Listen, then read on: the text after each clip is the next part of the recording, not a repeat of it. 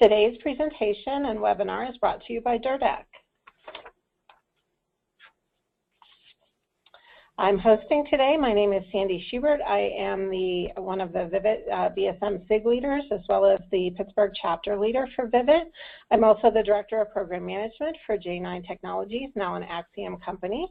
We are a company that's focused on IT operations management and application performance management, and I am responsible for project and program management for our organization. Today's speakers are Doreen Jacoby, who is the President and CEO of DIRDAC.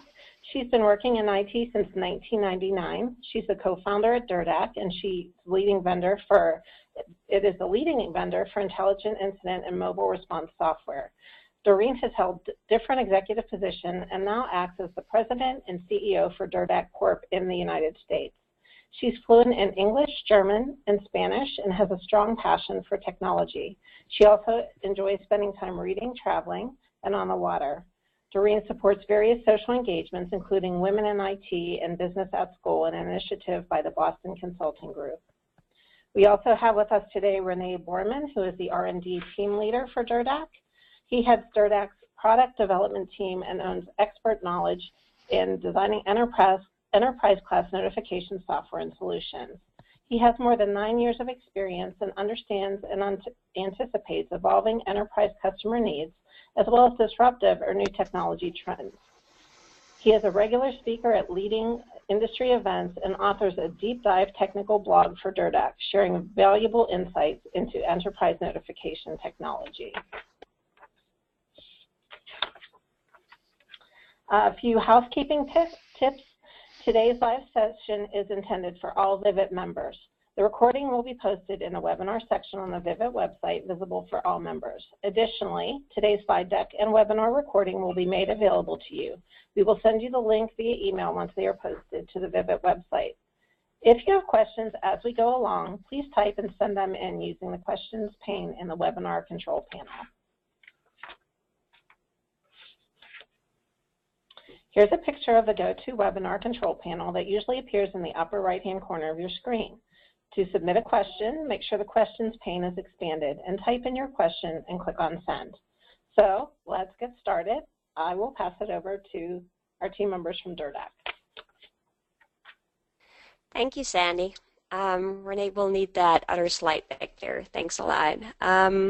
Thanks for making the time, everyone, this morning or noon or afternoon, wherever you are at. I really don't want to bore you with a lot of slides here. I just basically want to give you a brief introduction of what we're about to show you, because the largest portion, or the main portion of this webinar, is actually going to be a live demo that Renee will guide us through. I just want to say a few words about Enterprise Alert, which is our product, which we regard as a system that basically allows you to address critical incidents and critical alerts wherever you are. So one of the pillars that we have in Enterprise Alert that we regard as being very important is that you need access to real-time information even when you're mobile. So we call that anywhere incident notifications, basically allowing you to respond to incidents significantly shorter than you normally would. You basically have the ability to work only if it's really required, and we give you the option to really make sure that you fulfill your SLAs. Now that's one of the pillars. The second one is effective collaboration. By that we mean that we want to address notifications and information to the people that are either on call or responsible or available at a certain time, by thus increasing effectiveness of your response, making sure that your workforce is used in a flexible and dedicated way so that they can really address issues as they arise and according to their skills and their responsibilities, right?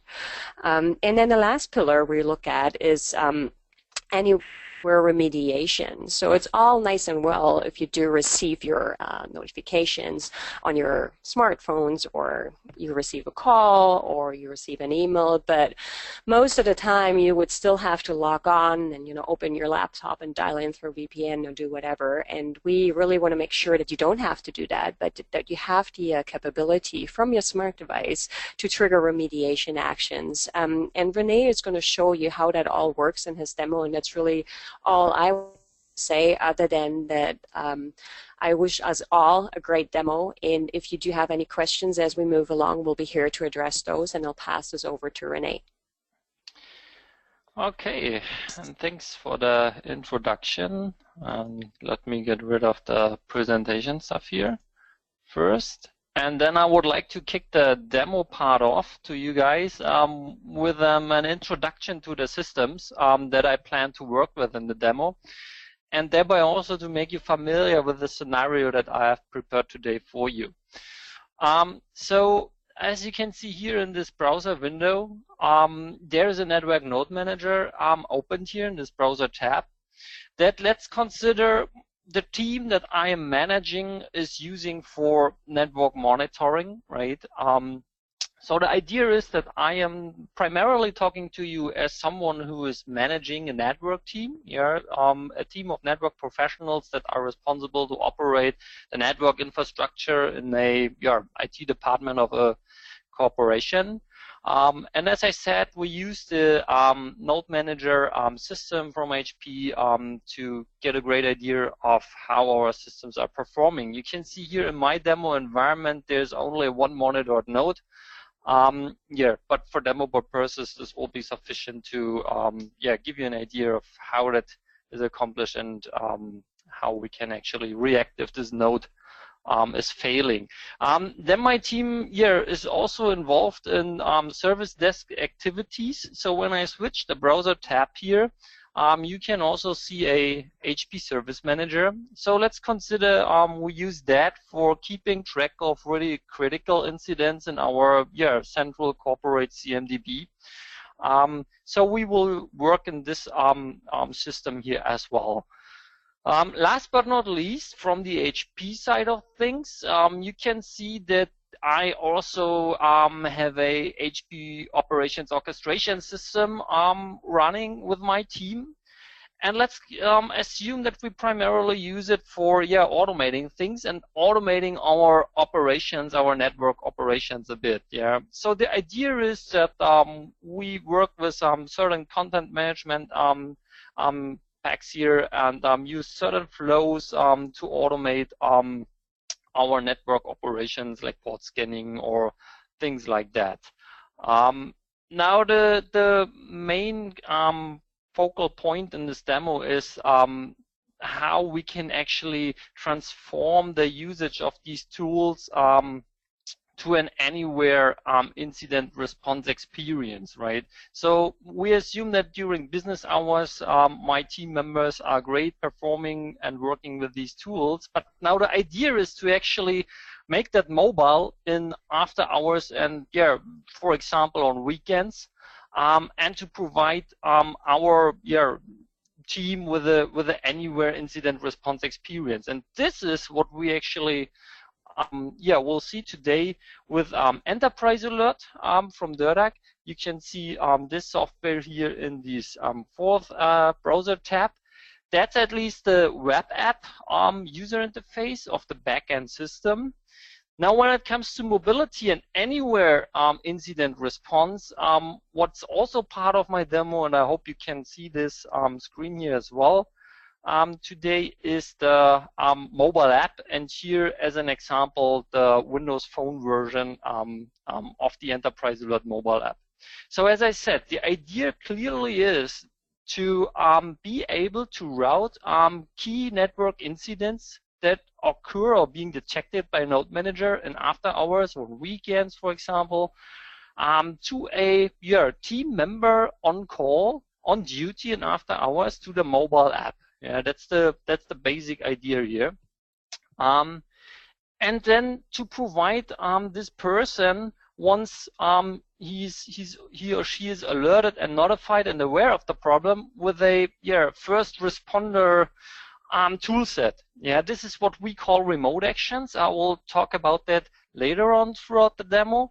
But the idea really is to use these remote actions and tools to investigate the problem of which we were alerted, and for example keep track of it if it is really a major problem in our corporate CMDB. Yeah, so feed something back is a scenario of today's demo in our service manager system straight from the app. But then also to use these remote actions to troubleshoot the problem in a first responder style while we are mobile in our after-hour duty. Yeah, so the idea is to use the HP operations orchestration system, and to be more specific here, the flows that we set up in the system in our Enterprise Alert mobile app, and have them available for a alert notifications out of the Node Manager system. Yeah, so you can see here some flows from HP operations orchestrations that I mapped onto my mobile device, and whenever I'm talking or presenting the mobile app here, then we consider me talking as a persona of a team member who's responsible or currently on duty in after hours. But before I show you this scenario and really let the bits flow and the notifications arrive here on the smartphone, I would like to give you an idea how we can set this up, how we can connect these systems with each other, and manage on-call schedules and set up some automated notifications. This is what I would like to start with first. In the web app of the product, you can see it here. I'm logged in as the team lead, as the network team lead person, and you can see I can perform a couple of tasks here. And what I would like to show you is the scheduling experience when it comes to on-call service. Yeah.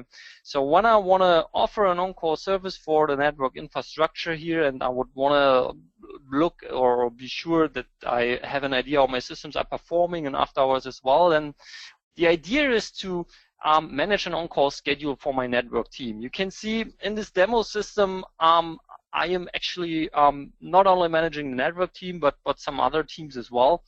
But you can see my network team is showing up here, and obviously the scheduling status is quite good.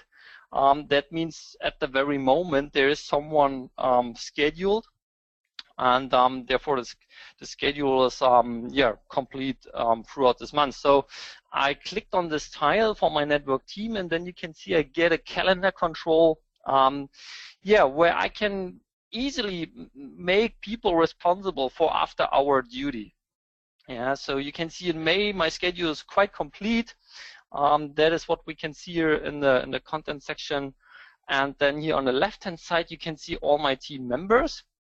Yeah, and I can actually make them responsible and assign after-hour duty just by dragging and dropping them from the left-hand panel here into the calendar. That's one option that I have. Yeah, that's a manual approach, and you can see I'm able to actually do my scheduling in the primary and the backup layer. This is what you can see on the right-hand side, and by clicking on these layers, I can activate scheduling in this layer. So the idea is to make not only one person responsible for after-hour alerts and incidents, but rather make use of more team members in order to be able to escalate automatically from the primary person to the backup.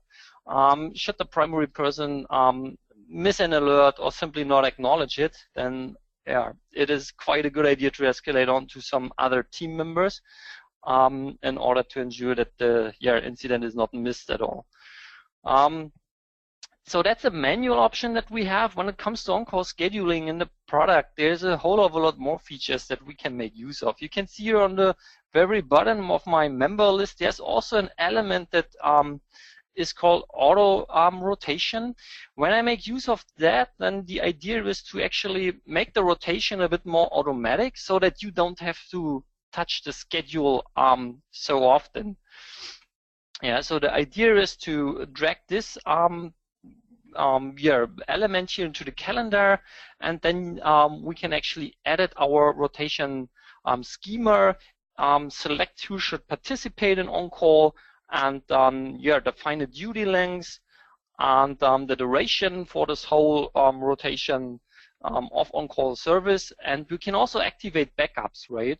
So let me remove some folks here from my team who I consider as, who don't participate in on-call service, but then I activate the backups checkbox here, and when I click on show preview, you get an idea of how we rotate automatically between all these team members.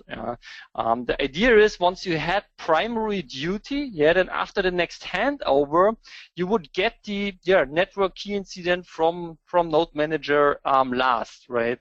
That gives you maximum rest time, and then you move up until you are the primary person again, and then you would see the incident notifications first coming to you and your devices in after hours again. And so that's the idea of automating all that stuff. And as I said, the great advantage here is that you don't need to touch the schedule very often, unless you maybe onboard people or some folks may leave your team. Then you're good to go with the auto rotation. There's also some a lot of more features like standing capabilities. When you operate your on-call service on a 24/7 basis, even throughout the business or office hours, you send notifications to someone who has on-call service in that week.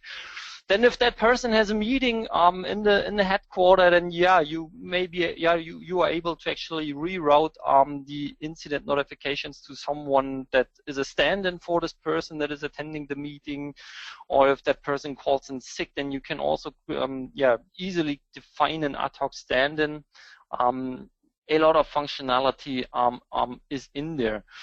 Then, as I said, the schema at which you, or the times at which you run the on-call notifications itself is something that you can also define. So you can see by default, we send it to the scheduled person on 24/7 basis, but you can also fine-tune that to match your schema. So here you can see an example setup where you only send notifications to the scheduled person's device in after hours and on a weekend. Then you have the ability to also enter your public holidays in the software, and then should such a weekday be a public holiday, then you can also tell the software to send the notifications to the scheduled person on that particular day on a 24/7 basis anyways. So a lot of circumstances and scenarios that we actually cover here. Can export that schedule to PDF and all that stuff. This is the dialog where you can mark your holidays that apply at your region, and you can import them from other teams as well easily. All that kind of scenarios are in the product.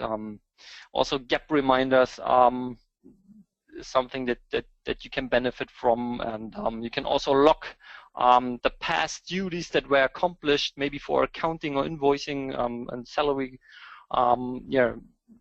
workflows that you apply. Then a lot of scenarios here. Once your schedule is complete, there's a view in the software that we named Who is on Call, and it gives you a great idea who is the current on-call person from which team, in my IT department, for instance. So you can see there is a other team, some database folks, where Kai has duty at the very moment. When we look at my network team, then we can easily recognize that the primary on-call person at the very moment is John Doe, a demo dummy user. But this page is intended for getting an idea of which number to call if I have network trouble or issues with my database, or I, as someone on call who received an alert, thinks that it is a good idea to talk with someone else from a neighbor department, so to say, on call about the issue and attempt and approach it jointly. So all these scenarios are actually in the product. Now, when I come back to my when I come back to my network team, the question is now, how can I actually configure the product in a way to route the key incidents that pop up here in our node manager system automatically to the network team and enterprise alert, and to be more specific, to the currently scheduled person in the calendar at the time the incident occurs, right? How can we actually automate that scenario with enterprise alert? What we do here is we work with so-called alert policies, how we call them in the software. And the alert policies are kind of rules where you define the target of certain incidents. It's actually a very good vehicle for targeted notifications in the software. So the idea is to route network incidents to the network team and database related stuff that maybe comes out of HP Operations Manager that I don't have shared today, to the database team that you have seen in the product as well. This is what we control and manage with so-called alert policies, and we can administrate them in the alerts section here. So there's a tile that lists me all my alert policies that I use to route stuff to the teams that I manage as a team leader. That can be delegated, of course, as well. So my team members may also set up things on their own that they would want to see on their devices and after hour duty. But here you can see how it looks like as a team leader. You can see there's a lot of event sources in Enterprise Alert. So in the DERAC software, we talk about event sources, and within event sources, we mean systems like HP Network Node Manager, HP Operations Manager, Service Manager, etc. Also, standard APIs that the software has are involved here as well. So through all these sources that the software has, we can receive these detected incidents. So it's crucial to understand that we don't monitor stuff on your own, on our own. We rather connect to your existing systems in your environment. And you can see on the very bottom, there's the policy that drives my demo today. It triggers on key incidents from Network Node Manager and sends the stuff to my network team, as you can see. So the idea is to tell the software, hey, when something comes in from Network Node Manager as an event source, then send it to my network team. Now, what I would like to show you briefly, and what I would like to touch briefly at this point in time, is also the other event sources and how we set such an event source up. When I switch to this other browser here, you can see the admin experience. The view that I get when I log in as an admin to Enterprise Alert. We can see a systems menu item here on the left-hand side then. And here you can see we are able to set up our event sources.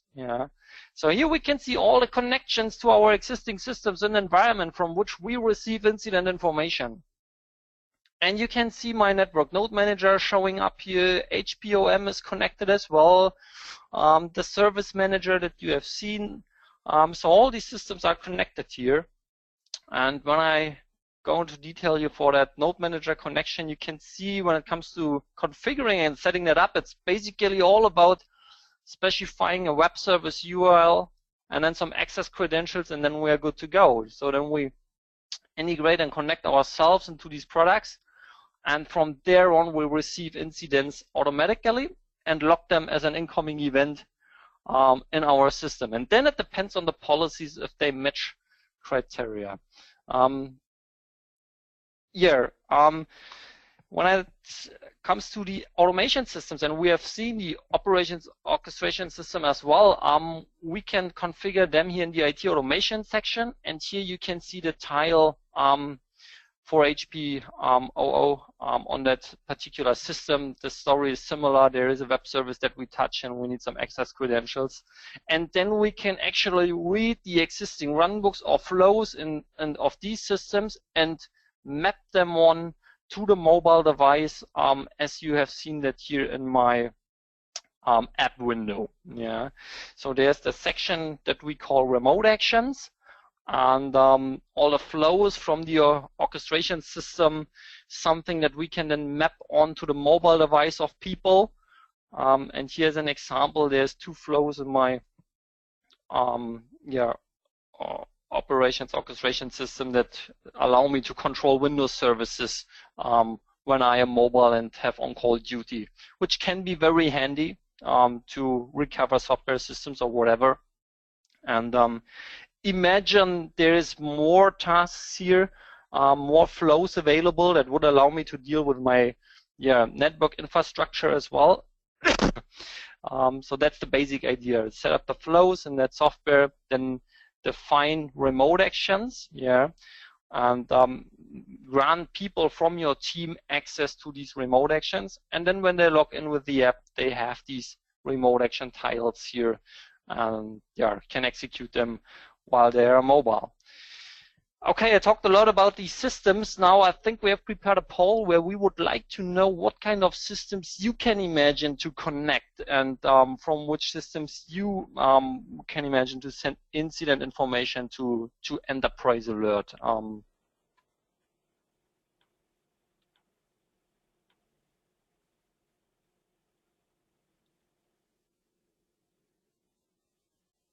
That's actually the other one, but we might as well do it like that. There's actually the notification channel piece. So one of the other ideas we had for asking you was that if you could share with us what your favorite notification channels are for receiving alerts or notifications while you're on call. Do you use voice? Do you prefer text messaging, or do you work with smartphone push, or is an email sufficient? Is it IM that you use? So just that we have a general understanding of what your preferred channels are. Renee will show us a little more about that a little further down the line. Since this question is here already, we might as well work it. So if you could all just give us your verdict on what you prefer, that would be great. And as you can see, you can select all that apply. So if it's a mixture of what you see here on the screen, you might as well just click all that apply to you. I think we have about another few seconds here for you to vote, and then we're going to share some of the results, and then of course go on with our demo. So what I'm seeing here, I'm seeing a lot of emails. There you go. So that's your text messaging and email. I see voice being pretty strong here too. So that's good. What do we say to that, Renee? Yeah, that's interesting, and matches the scenario a bit as well. My question would be, what about push? Right. All right. Well, then, thanks everyone for sharing. And let's go on with the demo here. Renee, let's just continue. Yeah. Okay. So you can see my screen again, hopefully. With these, insight into how we can connect the systems that we have in the environment to Enterprise Alert as our notification and anywhere incident response software, I would like to go briefly into detail about in this alert policy that I was introducing you to. So the idea is that triggers on these incidents that we see in Node Manager, and then we route it to my network team. The policy triggers when the incoming incident matches some conditions.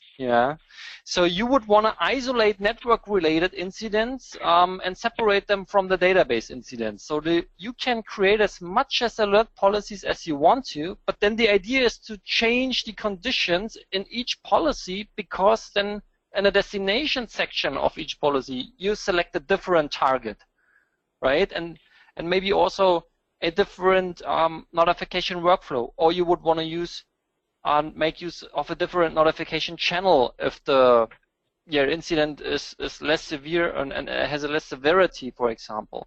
This is what you can actually set up with these conditions here. And you can see you have access to all of the details of the alert or incident coming in from the third-party system. In this demo, our network node manager. Yeah, so you can set up a lot of criteria here, and only if the incident that your node manager fires matches these characteristics, then the policy would actually trigger.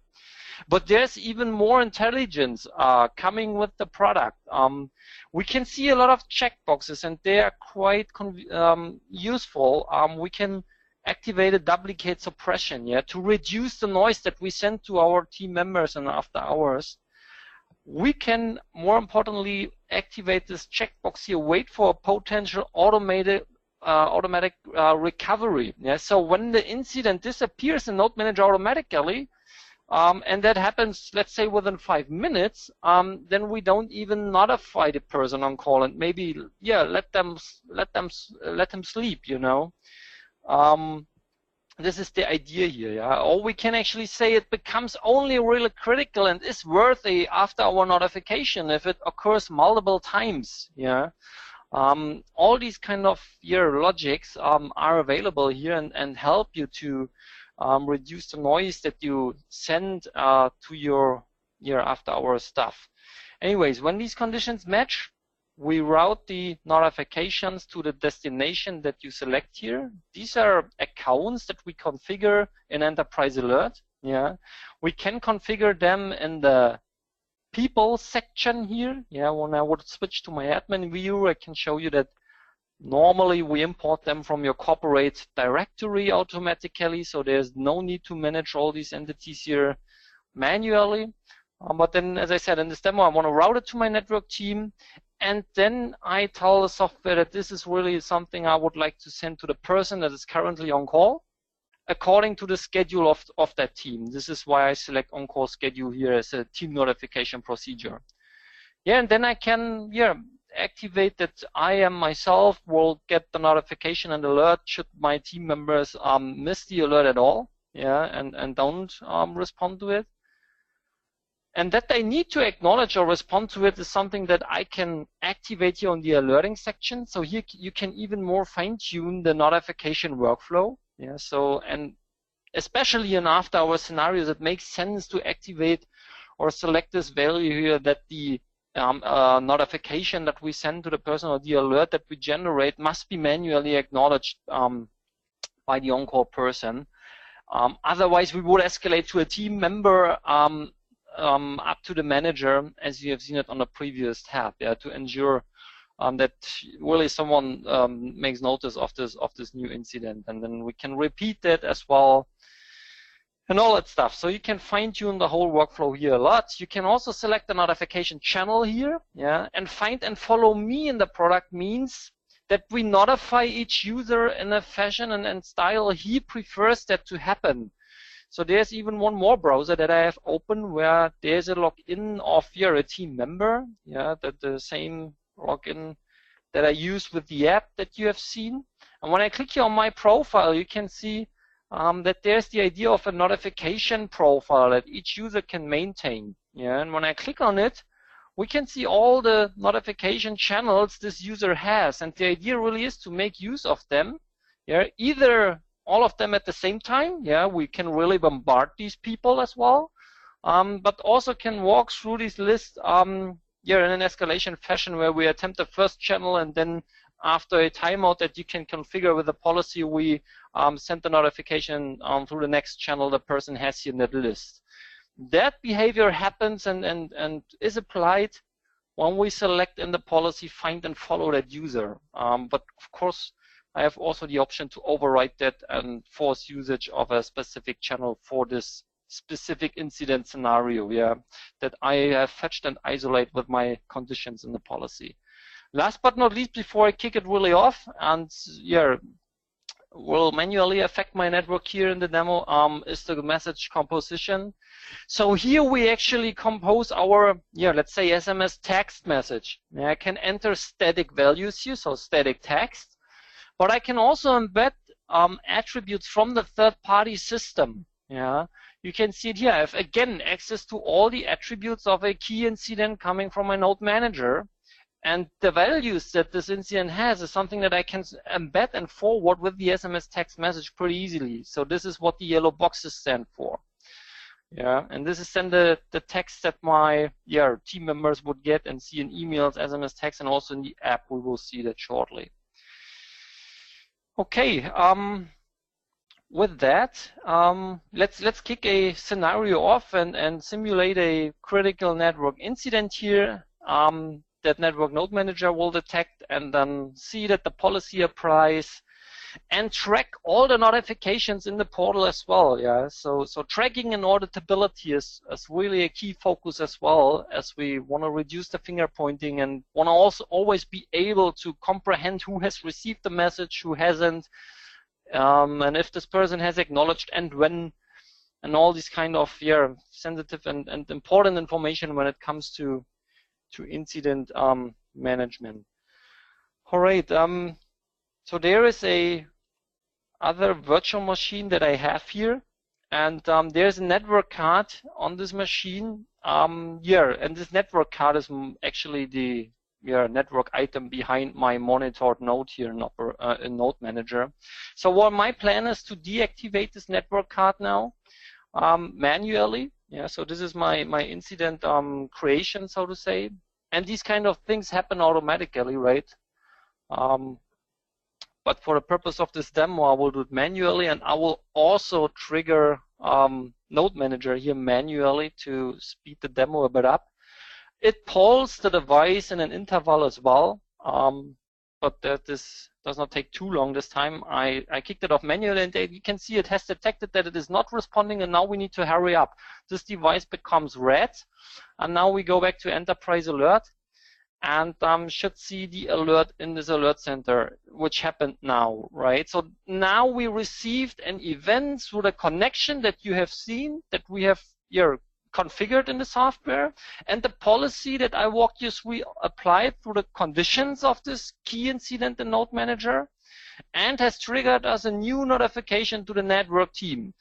More specifically to John Doe, because he's currently the primary on-call person in that team, right? But as he's the dummy user, he won't pick up, and that's why the software is currently escalating onto myself, to Renee, as the next team member in line, as the backup person. And you can see in my Windows Phone app, I have received a push notification. Now, push was obviously not your favorite channel in the poll. That's why I think it's a good idea to wait until the software escalates onwards to the voice call. Remember to the notification profile of that user. The voice call notification was the next channel of in this user's notification profile, and then about 20 seconds, we will call the user. Assume the situation, or think about the situation where I'm deeply sleeping in the night. The push is something that I did not. That I haven't noticed, and then the phone call is expected to do the trick this time and wake me up. So in background in the web app, we can see in real time that the portal updates the notifications it sends, and then we should see an incoming phone call to this phone, and then we can hear the computer voice of Enterprise Alert, and then we get some instructions and so on. So I click on answer here, make the speaker active. Please press 1. So I press 1 as mailbox check. Following node is down.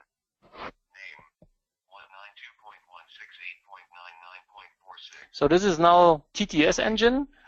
And to acknowledge that incident, I can simply click on the or tap on the keypad. I can tap the key 1, and thereby you have hopefully seen that I have acknowledged this problem on the phone, right? And now I'm awake and can drill down into detail and investigate this problem with my mobile smart device. Now, before we continue with that experience, I would like to show you how we actually updated that record in a third-party system, because the connection is really two-way that we established between Network Node Manager and Enterprise Alert, right? So you can see we have annotated that that record here. Yeah, we annotated that there was a policy that matched the criteria or the characteristics of this key incident, and that it was finally acknowledged by Renee, right? This is what we can read here. Now, if I would have acknowledged this incident within the app directly by tapping a checkmark button in the record that we will see soon, then I'm able to append comments as well, and they would be listed here as well. Yeah. So keep in mind that the integration is two-way and that we really close the loop into the third-party source system. Yeah. And we also updated the lifecycle status to in progress, which is something that you can configure to match your scenarios, how you would want to play it. But the idea really is to touch these records in the source system and to keep these systems in sync. Coming back to the mobile experience, drilling down into further details. So the idea now is to investigate the problem, to collaborate with my peers, maybe to call my team members automatically, start an IM chat and all these kind of things. This alert is now acknowledged. I have access to all the details of the node manager system here in the app. So I can browse them to get an idea of what I should do. Now in this demo, my scenario is that I first of all, so let's refresh that view so that it moves to the acknowledged view, because I did that on the phone. The idea now is to investigate the problem first of all with a flow in operations orchestrations where I simply ping the node that was that is obviously failing again to see what's currently going on. If it's really totally down or slowly responding, this is what I would like to figure out first. So I execute that flow. This is the idea by entering my remote action pin that I manage with Enterprise Alert. And then what happens now is that from within an operations orchestrations flow, I ping that device that failed and then return the result back to the mobile device, to investigate the situation in my environment, in my data center while I'm remote. So the idea is to prevent the user from the need to open the laptop, dial in, establishing VPN and working in the consoles he uses in business hours, and bring that all to the mobile devices. So here we can obviously see that the time to live expired in transit, and that really indicates that the let's say a critical network backbone is really deeply affected or heavily affected, which brings us to the point where it may be a good idea to lock this kind of situation in our CMDB for further reference next morning in the business hours when my team is supporting me on that particular incident. So let's quickly lock that guy in the CMDB system by executing another flow. So here we have some prepared values. Did that for speeding up the demo at this point as well. But you can adjust that incident that we now lock in Service Manager pre-order flow execution, right? So I refresh that here, and then you can see it is executed already, and there's then an incident ID that is also returned, and then we can use that ID to find the incident to prove that we really locked something in our CMDB. So when we search the IM10196 guy, then we can see that this opens up the record that we have just created throughout the mobile device, and there's other activities that we can also make available on the mobile device to let's say annotate that guy a bit further or change its status and stuff like that.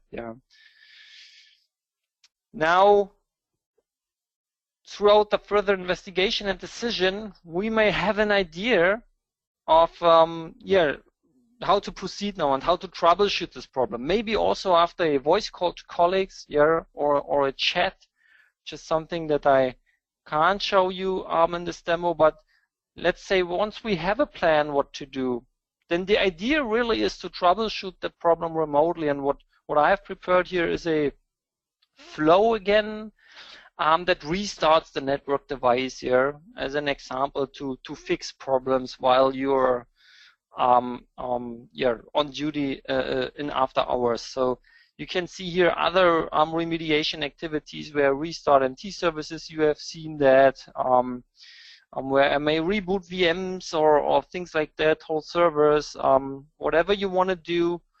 You can implement it in a flow and then map that onto the smart device of selected folks. So I will now execute that remote action here, which simply enables my network card again, right? But usually this is now intended to reboot a switch or hub or whatever. Fixes this really critical network incident in our environment, just to give you an idea. And this should have happened now. So you can see the connection here. This network card is now enabled again, which caused Node Manager to close this key incident. And this closure, this update of the record in the source system is again being forwarded to Enterprise Alert. Yeah.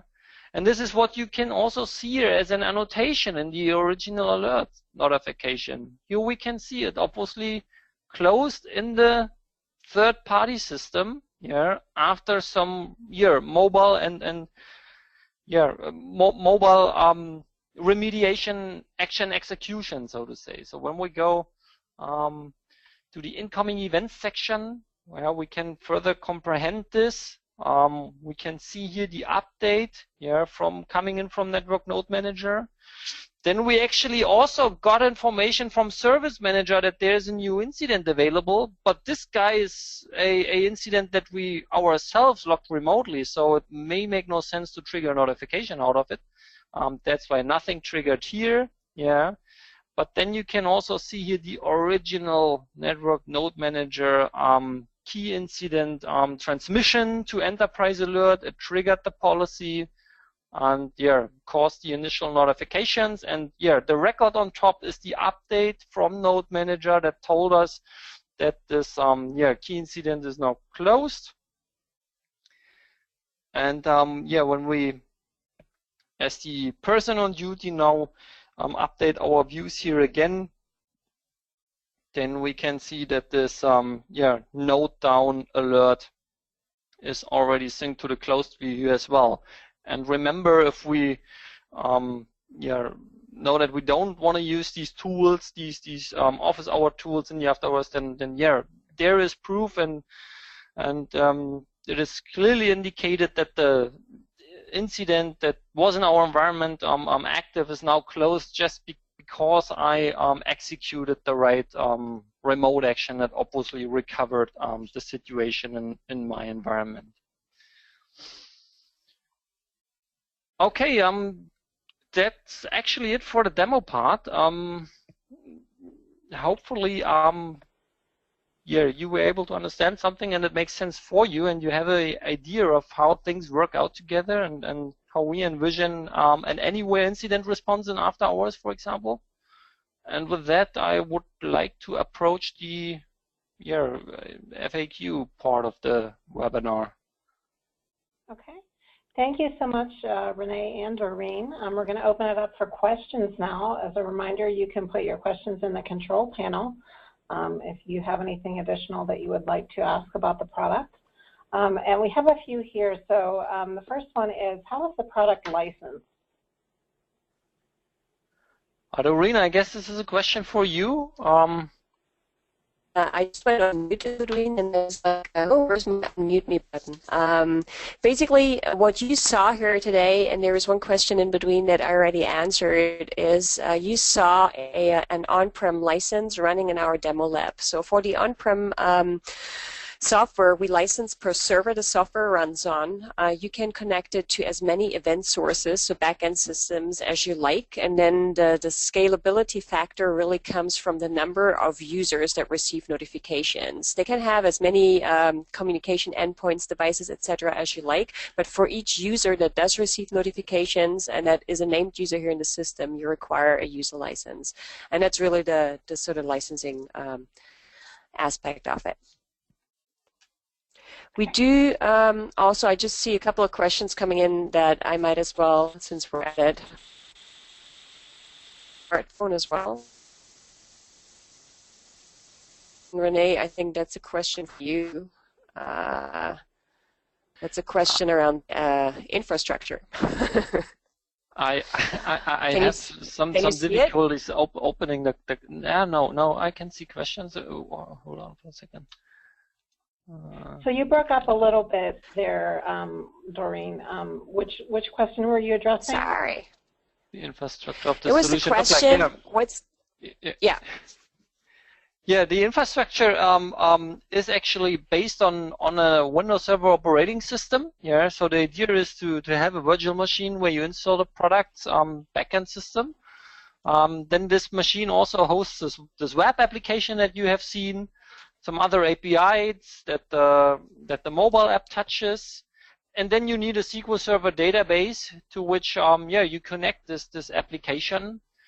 And this is actually it. And if you want to make it high available, then you simply deploy an additional virtual machine. You connect it to the same high available database. And this is actually how it looks like. Then it also depends a bit on the notification channels that you want to make use of as well. So for SMS text, we have various options, starting with non-true SMS text, where we simply send emails. We can also work with various hardware devices with a SIM card in it to send true SMS text messages, but also have the ability to connect to carriers directly. Okay. There's a question about integrations that I wanted to follow up and ask myself as well. So there's a question about HP OMI being supported, but my question was also around, I see that you do OOM, SM, and NNM. So in addition to OMI, are there any other HP products that are on the roadmap to be integrated? So HP OMI is supported as well. And yeah, I'm afraid all the others would be as well, because there's always also the capability of sending something to our standard APIs. I'm not sure if you guys can still see my screen. We had the section open where we listed all the event sources, and yes, you have seen all the HP names there, but there was also a web service there that you can use to send your stuff, an example from a command line to the software, or as an email to our SMTP server. There is the idea of either using smart connectors that we provide for well-known systems, or to send something from your third-party software to our standard APIs like web service, email, file, and things like that.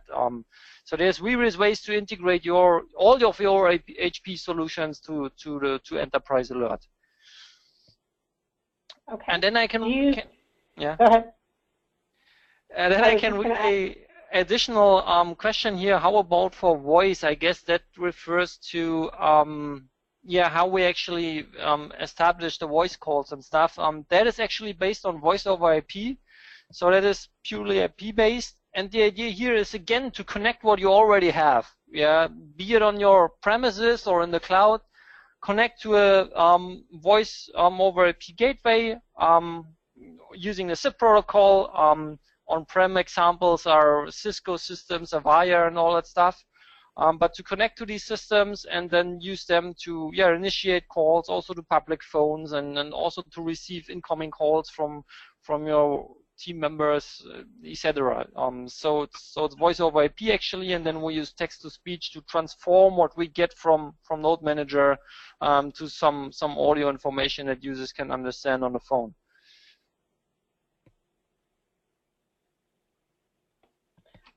There's another question about how is the product licensed? How do you support high availability scenarios? Yes, we do, and I believe I briefly touched it already. As I said, it is comprised of multiple instances of the software, and then these instances connect to a high available database. There's a load balancer sitting in front of these instances, and then we share the workloads between these instances. So usually that is an active approach or operations mode that our customers then use to operate their high available deployment of Enterprise Alert. Okay.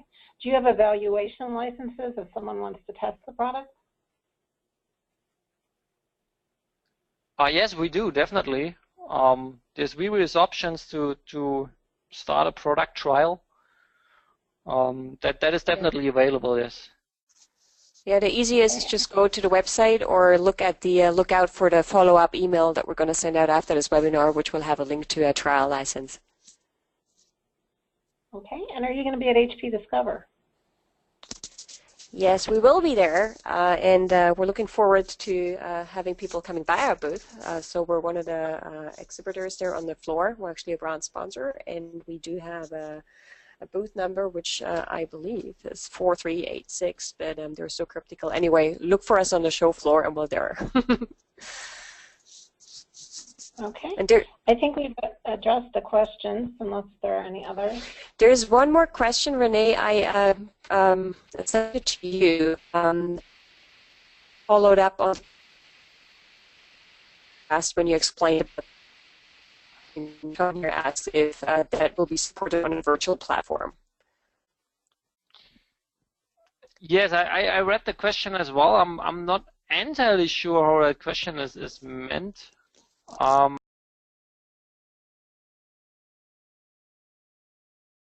Integration in HPSM is really purely web service. Is there an awareness in your product with the assignment group? Yes, I believe that parameter is well defined. So we carry on the assignment groups, and then you can use these values to directly map that to a team in our product. So this is definitely the case, and yeah, it's also supported actually on the virtual platform. So you can use a hypervisor of your choice if your question refers to that.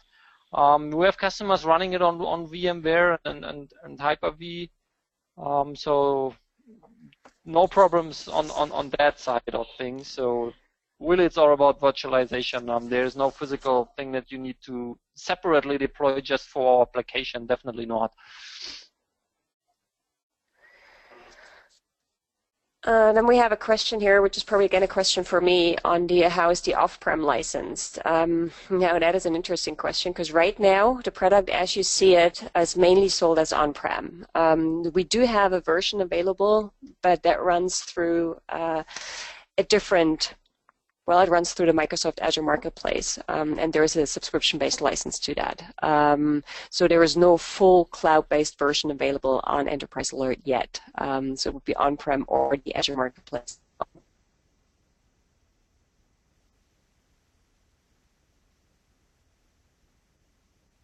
Okay, I think we've gone through all the questions, so if we can pull up the last closing slides, that would be great. Mm-hmm. Sorry.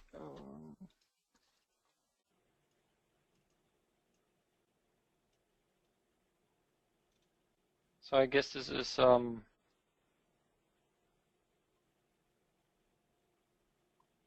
I still presenting? Yes. You are. Yep.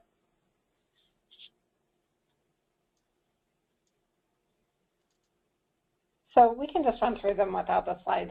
We basically just wanted to remind you all that HP Discover is next week. It's not too late to sign up.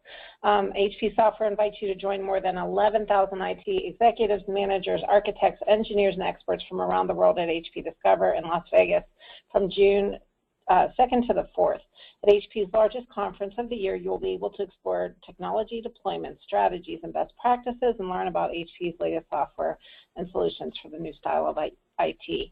So if you would like to register, make sure that you go to the unique Vivid Worldwide link, which is www.hp.com/go/discover/Vivid, and you will receive $300 off of your registration. Also of note, at HP Discover, there are going to be 10 deep dive sessions that you can attend.